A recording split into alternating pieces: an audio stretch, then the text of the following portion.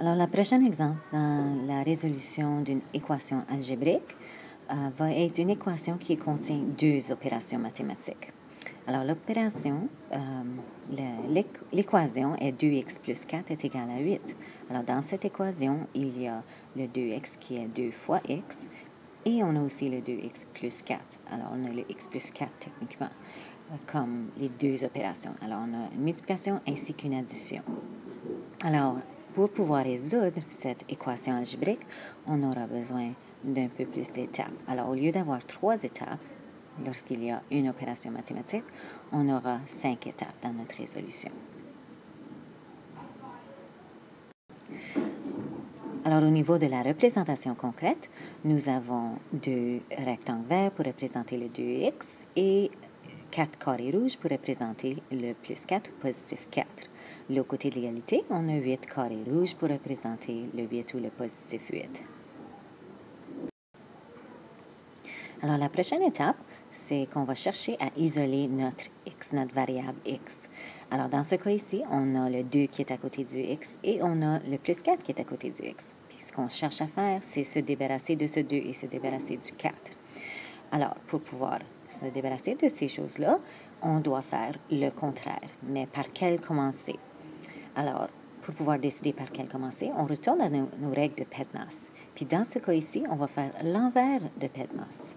Alors, au lieu de faire parenthèse, exposant, multiplication, division en premier, on va actuellement commencer avec la soustraction ou l'addition. Alors, dans ce cas ici, c'est une addition qu'on a. Alors, on va vouloir enlever l'addition en premier. Alors, pour pouvoir enlever le positif 4 ou plus 4, on doit faire son contraire. Et son contraire, c'est moins 4 ou négatif 4. Donc, on va ajouter 4 carrés blancs qui vont représenter le négatif 4. Et ce qu'on fait d'un côté, on doit toujours faire de l'autre côté. Alors, on ajoute 4 carrés blancs de l'autre côté aussi. Et là, les 4 carrés blancs vont annuler les 4 carrés rouges du côté gauche. Et du côté droit, 4 carrés blancs vont annuler 4 des 8 carrés rouges. Alors, au niveau de la résolution symbolique, on écrit notre 2x plus 4, puis on ajoute ce qu'on a ajouté. Alors, on a ajouté moins 4. On le met dans une boîte pour pouvoir indiquer que ça a été ajouté. Et de l'autre côté, on écrit le 8, puis on met dans une boîte ce qu'on a ajouté qui était le moins 4 ou négatif 4. Ensuite, on peut biffer le plus 4, moins 4 parce qu'on sait que ça va s'annuler. Alors, dans notre prochaine étape, on écrit ce qui nous reste. Alors, au niveau de la représentation concrète, on a deux rectangles verts du côté gauche et de l'autre côté de l'égalité, il nous reste 4 carrés rouges. Alors, au niveau symbolique, il nous reste 2x est égal à 4, puisque le 8 moins 4 est égal, te donne 4 ou positif 4. Alors, la prochaine étape, maintenant, il nous reste à se débarrasser du 2 qui se trouve à côté de la variable de x, parce que ce qu'on cherche toujours, encore une fois, c'est de isoler notre x, alors de faire en sorte qu'il est seul.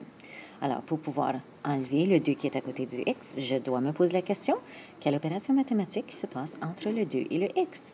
Et on sait que c'est une multiplication, donc je dois faire le contraire d'une multiplication. Donc, je dois faire la division. Je vais diviser par 2, puisque j'ai deux rectangles verts. Je veux isoler, je veux savoir qu'est-ce qu'il y a dans un des groupements. Donc, je vais diviser par 2. Alors, pour pouvoir le représenter au niveau concret, je vais mettre ma ligne à l'horizontale entre les deux rectangles verts, mes deux groupements, et je continue la ligne de l'autre côté de l'égalité, parce que je sais ce que je fais d'un côté de l'égalité, je dois faire de l'autre côté de l'égalité. Ensuite, j'encercle ce qu'il reste dans un des regroupements. Alors, dans un des rectangles verts, il va me rester 2 carrés rouges. Alors, j'encercle tout ça ensemble. Et le rectangle vert et les 2 carrés rouges qui me restent, je peux les biffer. Ensuite, au niveau de la résolution, au niveau symbolique, je réécris qu'est-ce qu'il y avait au début. Le 2x est égal à 4. Ensuite, dans une boîte, j'indique ce que j'ai ajouté. Puis j'ai ajouté une division par 2. Puis ce que je fais d'un côté, je dois faire de l'autre côté de l'égalité. Alors, je divise par 2 des deux côtés. Et ensuite, enfin, puisque je sais que 2 divisé par 2 me donne 1, et que lorsque j'ai un x, en réalité, il me reste que x. Et je suis prête pour la prochaine étape. Enfin, la dernière étape dans notre résolution, c'est qu'on écrit ce qui nous reste. On a réussi à isoler le x, alors on a un rectangle vert et de l'autre côté de l'égalité, on a notre réponse qui est 2, alors 2 carrés rouges.